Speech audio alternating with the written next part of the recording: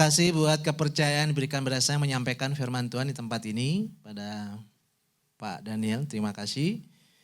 Mari kita membuka Alkitab kita dalam surat Efesus pasal 1 ayat 14 sampai ayat yang ke-23.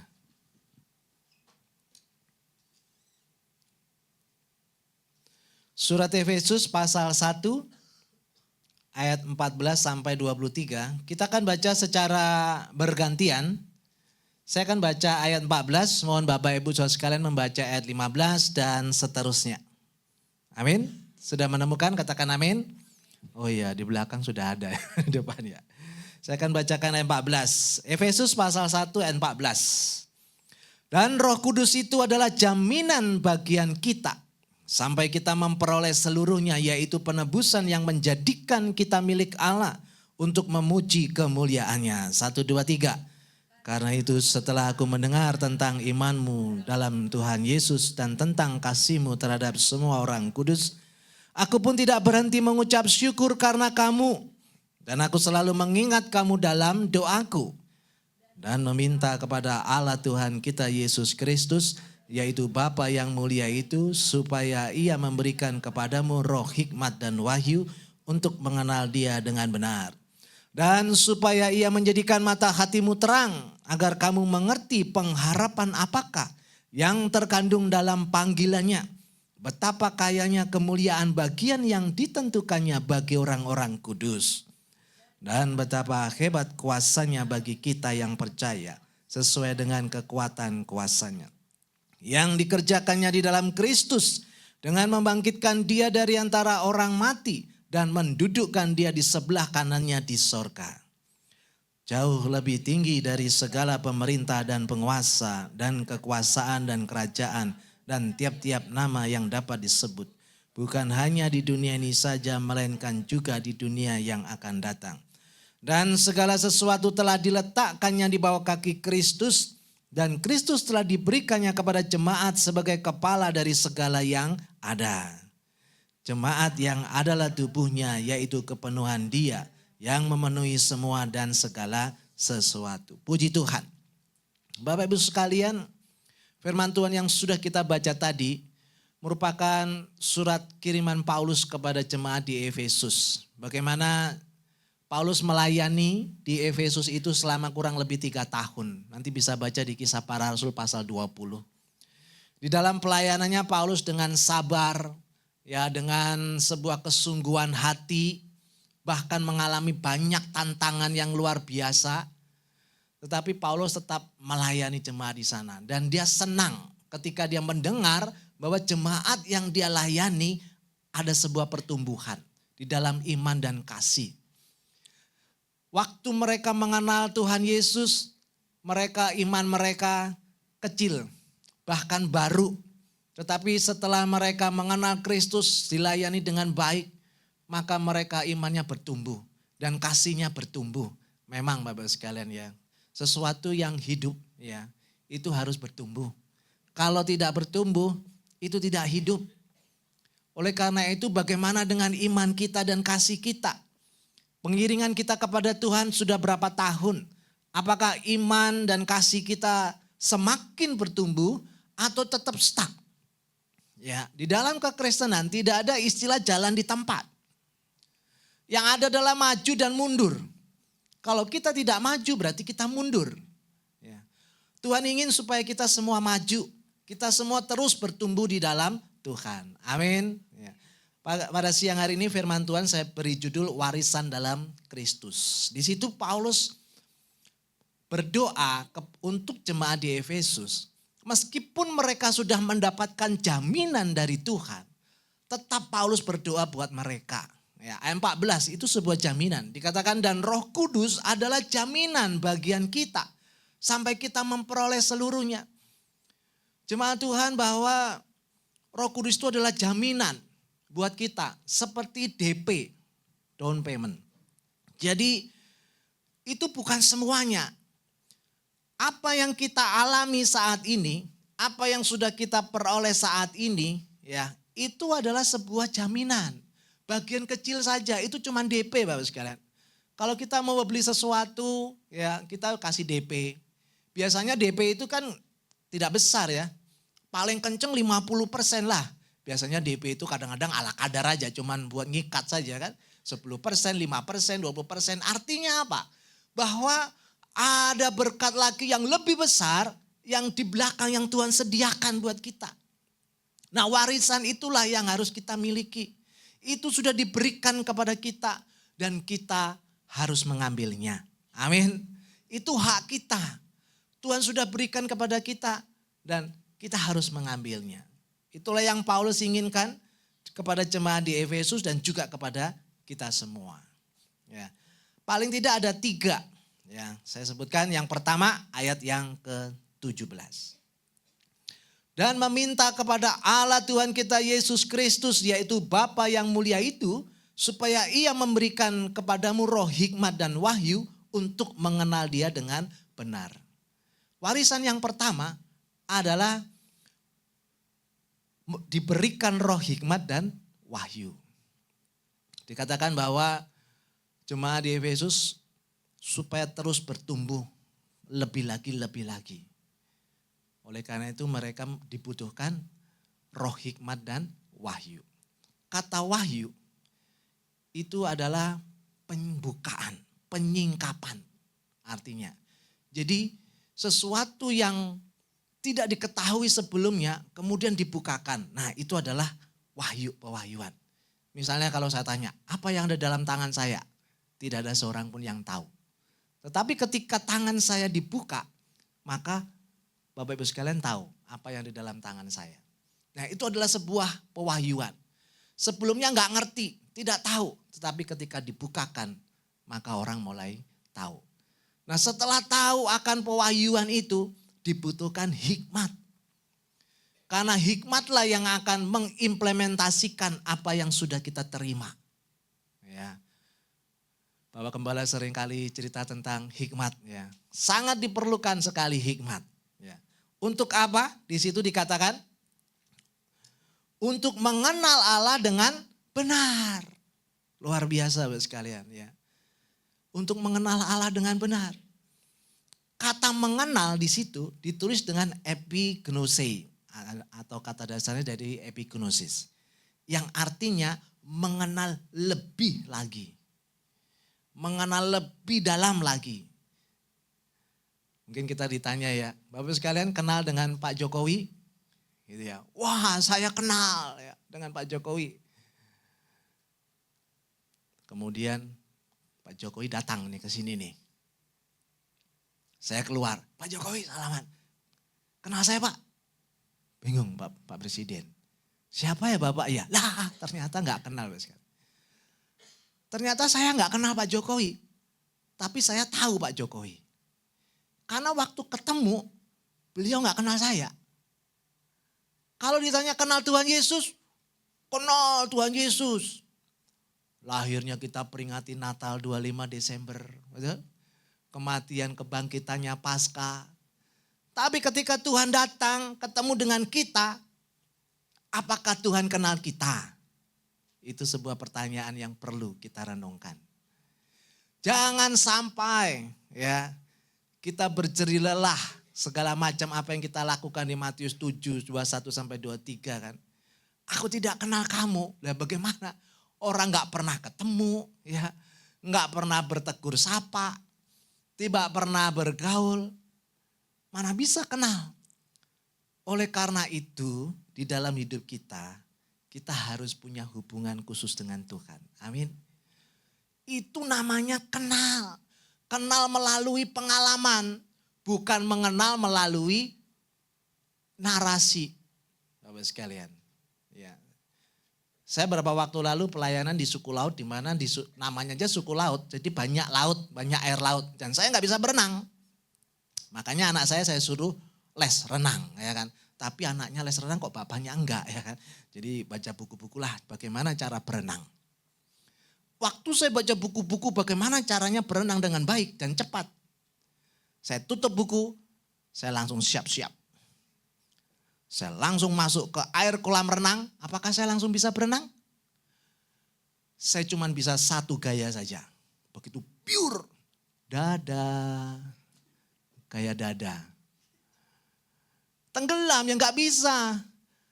Kalau kita mau belajar renang itu harus dipraktekkan. Ya. Harus dipraktekkan, demikian juga dengan pengenalan kita akan Allah. Itu harus dipraktekkan hari demi hari, ya. Bagaimana hubungan kita dengan Tuhan, itu yang Paulus inginkan, yang Tuhan inginkan dalam hidup kita, supaya kita mengenal Tuhan semakin hari, semakin lebih lagi. Ada seorang kedatangan tamu, ya. Ketika kedatangan tamu, weh bro gimana bro? Aduh, ayo kita minum dulu, makan dulu. Nah, ngobrol-ngobrol, waktu ngobrol-ngobrol datanglah istri tuan rumah pulang dari belanja. Ya. Terus ketika istrinya masuk, karena duduknya di teras di depan rumah. Istrinya masuk rumah, suaminya langsung istrinya ngerti. Keluarlah gorengan, ya kan? Keluarlah minuman yang lain, ya kan? Itu karena mengenal, ada hubungan yang sangat dekat. Ya. Tapi coba bayangkan kalau misalnya istrinya datang, kemudian yang si tamunya saya yakin yang datang bukan gorengan, tapi penggoreng. Dia bilang, wah kamu kurang ajar ya ngerjain orang.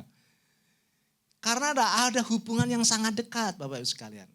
Bahkan saking dekatnya, ya kata ginosko ini dipakai untuk hubungan suami istri memang. Coba kita cek ayatnya. Di dalam Lukas 1 ayat 34. Injil Lukas pasal 1 ayat 34. Kalau dalam bahasa Indonesia tidak terlalu kelihatan ya. Kalau dalam bahasa Inggris dan dalam bahasa aslinya itu sangat kelihatan. Kata Maria kepada malaikat itu, bagaimana hal itu mungkin terjadi karena aku belum bersuami. Ya, aku belum bersuami ya. Kalau dalam bahasa aslinya dikatakan aku belum kenal laki-laki. Gitu. Kalau terjemahan dalam bahasa Inggris aku gak kenal laki-laki. Gitu. Jadi kata ginosko mengenal ini sangat dalam sekali artinya. Ya kadang-kadang dalam sebuah keluarga nih suami istri ya. Suami istri itu punya istilah-istilah sendiri rahasia yang orang lain gak tahu. Ya kan gitu kan. Nah, kalau mertua saya tuh kalau ngobrol-ngobrol dia seringkali bilang sebut health. Saya pertama kali dengar apa ya health ya? Wah rohani banget memang mertua saya pendeta ya. Dia dikit-dikit ngomong health. Ngomong tentang neraka. Ya, saya pikir hell gitu ya. Belakangan sudah saya semakin ngerti. Oh ternyata hell itu yang dimaksud duit. Ya nggak tahu bahasa apa. Mungkin ada yang tahu. Mungkin bahasa Belanda ya.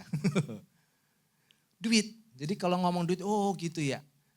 Kalau saya sama istri kalau ngomong duit, jen gitu ya. Duit.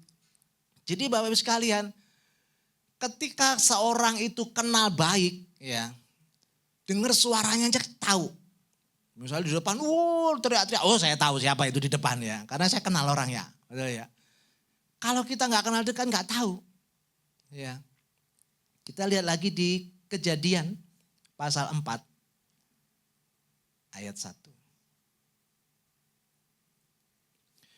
Kemudian manusia itu ginosko dengan Hawa. Tapi dalam Ibrani bukan ginosko, tapi yada. Ya, yada, mengenal artinya. Bagaimana Adam mengenal Hawa, tiba-tiba Hawa mengandung dan punya anak. Kan gak mungkin, ya kan? Jadi makanya sama LAI diterjemahkan dengan bersetubuh. Tapi dalam bahasanya mengenal, yad. Dalam bahasa Inggris juga know, mengenal. Artinya pengenalan kita kepada Tuhan itu harus sangat dekat sekali. Harus sangat dalam sekali. Sama seperti suami dan istri. Itu yang Tuhan inginkan dalam hidup kita. Apakah kita betul-betul punya pengenalan kepada Tuhan yang dekat. Atau cuman bahkan tidak kenal. Tapi kita merasa sok kenal. Ayo kita terus bertumbuh dalam Tuhan. Amin. Warisan yang kedua, ayat 18. Dan supaya ia menjadikan mata hatimu terang, agar kamu mengerti pengharapan apa yang terkandung dalam panggilannya. Bapak sekalian, Tuhan ingin supaya mata hati kita ini terang. Kalau ibu-ibu sekarang suka selfie, ya, maka ada yang dibikin satu objeknya itu yang terang, kemudian yang lainnya dibuat blur gitu ya.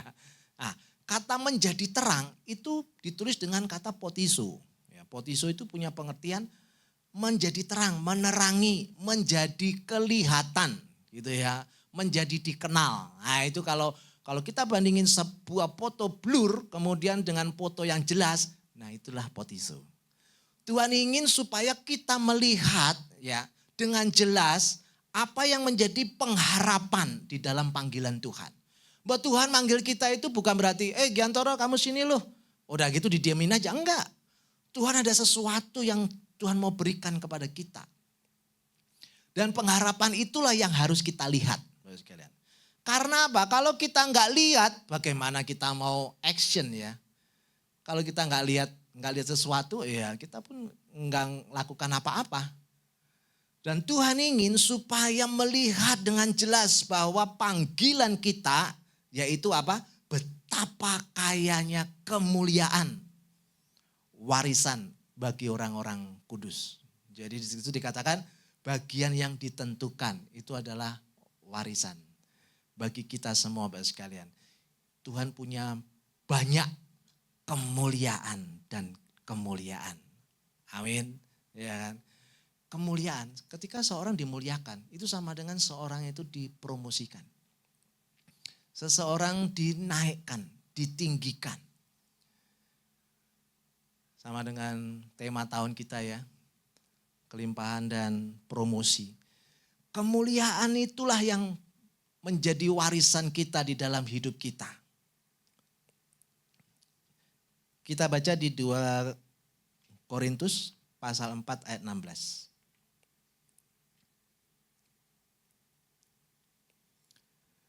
2 Korintus pasal 4 ayat 16, saya akan bacakan. Sebab itu kami tidak tawar hati, tetapi meskipun manusia lahiriah kami semakin merosot, namun manusia batiniah kami dibaharui hari sehari ke sehari. Sebab penderitaan ringan yang sekarang ini mengerjakan bagi kami kemuliaan kekal, yang melebihi segala-galanya jauh lebih besar daripada penderitaan kami. Sebab kami tidak memperhatikan yang kelihatan, melainkan yang tidak kelihatan. Karena yang kelihatan adalah sementara, sedangkan yang tidak kelihatan adalah kekal. Jadi kemuliaan yang Tuhan berikan kepada kita, itu adalah kemuliaan yang sangat besar. Yang sangat banyak. Yang tidak terhitung jumlahnya. Itu adalah bagian dari kita. Amin. Dan Tuhan ingin itu harus kita ambil. Ya. Tuhan ingin agar kemuliaan kita semakin hari semakin terang. Saya ada slide bisa dimunculkan yang potizo. Yang apa? Yang blur menjadi jelas. Ini saya enggak promosi aplikasinya ya. Saya kebetulan saya lihat di Google, ini ada gambarnya saya ambil ya. Jadi kita tidak bisa melihat dengan jelas apa itu pengharapan panggilan kita di dalam Tuhan. Tuhan ingin supaya kita bisa melihat dengan jelas nih. Ketika kita melihat dengan jelas, wah betul nih. Maka saya enggak ragu kalau untuk menderita, susah, segala macam. Karena apa? Ada sebuah kemuliaan yang Tuhan janjikan kepada kita. Membuat kita semangat, membuat kita tidak kendor. Karena apa? Ada kemuliaan yang Tuhan berikan kepada kita. Jauh melebihi segalanya, kata Paulus ya. Paulus mengalami banyak masalah, bahkan dalam pelayanannya beberapa kali hampir mati. Tetapi dia tidak goyang. Karena apa? Ada harapan. Amin. Bapak Ibu sekalian, kalau kita punya harapan yang kita pegang, maka kita akan tetap semangat dan maju terus. Amin. Yang ketiga, ayat 19. Dan betapa hebat kuasanya bagi kita yang percaya sesuai dengan kekuatan kuasanya. Jadi yang ketiga, warisan yang ketiga adalah kuasa Tuhan. Dikatakan di situ betapa hebat kuasanya bagi kita yang percaya. Bagi orang yang percaya kepada Tuhan, masa kuasa Tuhan itu menjadi nyata dan sungguh-sungguh. Ada ayat mengatakan bagi Tuhan tidak ada yang mustahil. Di Lukas ketika malaikat menjumpai Maria. Tapi di Markus Tuhan Yesus mengatakan bagi orang percaya tidak ada yang mustahil. Oleh karena itu Bapak sekalian, kuasa Tuhan itu menjadi warisan kita. Menjadi bagian dalam hidup kita kalau kita percaya. Kata kuasa di situ ditulis dengan dunamenos. Kata dasarnya dunamis. Dari kata dunamis ini muncul kata dinamit. Dinamit berbeda dengan mercon, Bapak sekalian. Ya, kalau dulu saya kecil saya suka main petasan. Petasan saya pegang. Ya, duar ya paling tangannya nggak berdarah sih. Paling kena kuning-kuningnya itu. Apa itu kuning-kuningnya itu? Ya. Tapi kalau dinamit jangan coba-coba dipegang Bapak sekalian ya. Begitu dipegang bukan duar tapi klugar gitu. Tangannya habis sekalian sama yang megang-megangnya semua habis. Ya. Jadi kekuatan kuasa Tuhan seperti itu. Makanya dikatakan betapa hebat kuasanya yang percaya sesuai dengan kekuatan kuasanya yang dikerjakannya di dalam Kristus dengan membangkitkan dia dari antara orang mati. Dan mendudukkan dia di sebelah kanannya di sorga. Kuasa itulah yang menjadi bagian dari hidup kita yang membangkitkan Yesus dari antara orang mati. Sebesar apa kira-kira? Setan pun tidak bisa melawan kebangkitan Yesus. Artinya apa? Tidak ada kuasa lagi yang sanggup mengalahkan Yesus. Jadi kuasa yang nomor satu di alam semesta ini itu yang diberikan kepada kita. Wow, warisan yang luar biasa. Ya. Yang sangat-sangat luar biasa. Apakah kita sering pakai kuasa itu? Pertanyaannya. Karena ada lagu tuh. Ku diberi kuasa dari Raja Mulia. Menaklukkan musuh di bawah kakiku. Terus ku pakai kuasa. Pakai enggak? Begitu ada masalah dikit-dikit, oh solusinya ini, oh solusinya ini. Kita enggak pernah pakai kuasa Tuhan. Ya. Biar kita pakai kuasa Tuhan yang Tuhan berikan kepada kita. Amin. Itu adalah hak kita. Kuasa yang luar biasa yang membangkitkan Yesus dari kematian. Yang mendudukkan dia di sebelah kanan Bapa di sorga. Saya pernah melihat beberapa medsos ya. Yang ini ada orang bilang, masa Kristus bangkit duduk di sebelah kanan? Terus siapa Tuhannya? Yesus atau Bapaknya? Ya, ini kalau memang sekarang gak bisa dihindari Bapak sekalian. Akan ada banyak hal-hal seperti itu yang bermunculan di medsos. Orang-orang yang imannya kurang kuat bisa hanyut. Ya. Tapi kita harus pahami bahwa duduk di sebelah kanan itu bukan arti literal. Sama seperti kalau saya duduk di sebelah kanan. Ya, ini sebelah kiri, sebelah kanan, sebelah kanannya. Itu sebuah arti figuratif. Ya, kayak misalnya rumah sakit. Rumah sakit itu bukan rumah sakit, rumah yang sakit bukan. Rumah sakit itu tempat merawat orang sakit. Gitu. Itu kan bukan arti literal. Gitu. Ibu jari, ini ibu jari, ini anaknya 4. Ya kan bukan begitu, ya kan? Ini sebuah ungkapan gitu. Jadi duduk di sebelah kanan itu juga sebuah ungkapan yang artinya sebelah kanan itu tangan kanan. Kepercayaan, semua kuasa diserahkan ke dia. Makanya di dalam Alkitab dikatakan seluruh kuasa di surga dan di bumi dipegang Tuhan Yesus. Ya, oleh karena itu Tidak ada kuasa lain.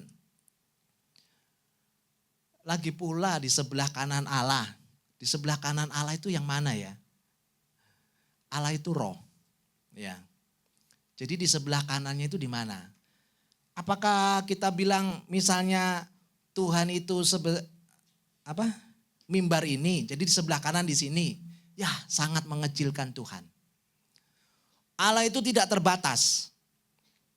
Seluruh alam semesta ini diciptakan di dalam Tuhan. Artinya di dalam Tuhan, kalau ini tembok kita di belakang ini, layar kita ini Tuhan. Ini kita perluas lagi ke atas, ke bawah, ke kiri, ke kanan Tuhan. Maka seluruh jagat raya ini diciptakan di dalamnya. Jadi ada di dalam panel-panel ini. Itu jagat raya. Jadi kalau ditanya sebelah kanannya Tuhan tuh yang mana? Gak ada Pak sekalian. Ya. Karena apa? Unlimited. Sebelah sono unlimited. Jadi kalau ditanya sebelah kanan Tuhan sebelah titik mana? Gak ada. Sama kalau pertanyaan di ujung bumi. Di mana di ujung bumi? Kagak ada ujung bumi. Laung bulat. Mana ujungnya? Jadi itu sebuah ungkapan bahwa dialah yang punya otoritas mutlak. Kuasa itulah yang diberikan kepada saya dan Bapak Ibu sekalian. Amin. Dan yang luar biasa lagi, kita baca ayat berikutnya. Jauh lebih tinggi dari segala pemerintah, penguasa dan kekuasaan dan kerajaan dan tiap-tiap nama yang dapat disebut. Bukan hanya di dunia ini saja, melainkan juga di dunia yang akan datang. Luar biasa. Kuasanya begitu dahsyat. Dan segala sesuatu telah diletakkan Allah di bawah kaki Kristus. Dan Kristus telah diberikannya kepada jemaat sebagai kepala dari segala yang ada. Jemaat yang adalah tubuhnya, yaitu kepenuhan Dia yang memenuhi semua dan segala sesuatu. Jadi begini Bapak sekalian. Kristus itu kepala. Kemudian gereja itu tubuhnya. Segala sesuatu sudah diletakkan di bawah kaki Kristus. Sedangkan kita ini gerejanya, tubuh Kristus. Artinya segala sesuatu ada di bawah kaki kita. Amin. Apa itu segala sesuatu? Ya segala sesuatu. Problem kita, masalah kita, sakit penyakit kita. Apakah iblis termasuk segala sesuatu? Iya, iblis termasuk segala sesuatu. Ya segala sesuatu itu apa yang bisa disebut? Itu segala sesuatu. Itu di bawah gereja.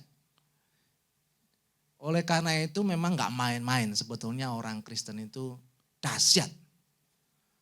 Luar biasa sekali. Tinggal bagaimana cara mempraktekkan. Kalau kita udah tahu, ya tadi roh, hikmat dan wahyu. Ya, kita udah dibukakan, tinggal kita mengimplementasikan. Perlu hikmat. Supaya apa yang tertulis dalam firman-Nya ini adalah sebuah janji. Dan pasti dikenapi. Itu terjadi dalam hidup kita. Bahwa kita di atas segala sesuatu. Amin. Bapak Ibu sekalian, apa yang Bapak Ibu sekalian bawa hari-hari ini? Ya, kita datang dengan beban apa? Yakinlah itu ada di bawah kaki kita. Amin. Segala sesuatu di bawah kaki kita. Kuasa Tuhan diberikan kepada kita. Ayo kita pakai. Ya, kapan terakhir kali kita pakai kuasa Tuhan? Ya, kita pakai kuasa itu. Sebab itu adalah hak kita. Amin. Saya minta song leader singer maju ke depan. Kita akan nyanyikan pujian lagu girang, lagu cepat. Ku diberi kuasa.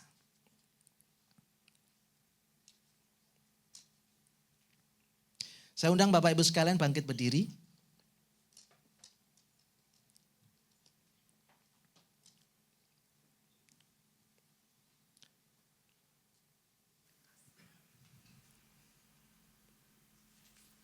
Kita nyanyikan pujian Ku diberi kuasa dari Raja Mulia.